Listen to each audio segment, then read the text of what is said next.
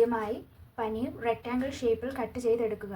ഒരു പാൻ അടുപ്പത്ത് വെച്ച് 1 ടേബിൾ സ്പൂൺ എണ്ണയൊഴിച്ച് പനീർ അതിലേക്ക് ഇടുക.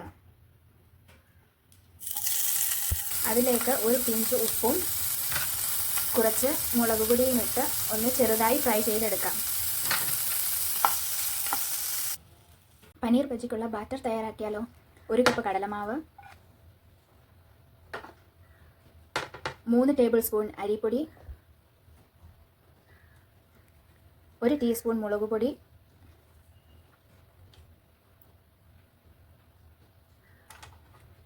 1/4 ടീസ്പൂൺ മഞ്ഞൾപ്പൊടി,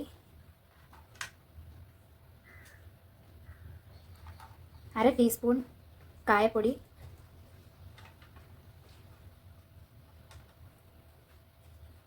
ആവശ്യത്തിന് ഉപ്പ്, 1/4 ടീസ്പൂൺ ബേക്കിംഗ് സോഡ. ആവശ്യത്തിന് വെള്ളമൊഴിച്ച് നന്നായി മിക്സ് ചെയ്തെടുക്കുക.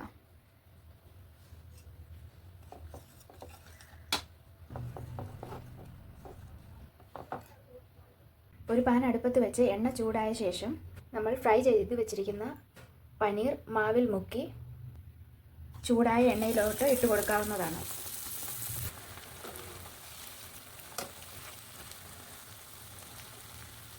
രണ്ട് സൈഡും നന്നായി മൂത്തതിന് ശേഷം കോരി മാറ്റാവുന്നതാണ്.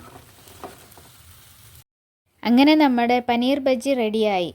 ഇഷ്ടപ്പെട്ടെങ്കിൽ നിങ്ങളുടെ അഭിപ്രായങ്ങൾ കമൻറ്റായി രേഖപ്പെടുത്തണേ. താങ്ക്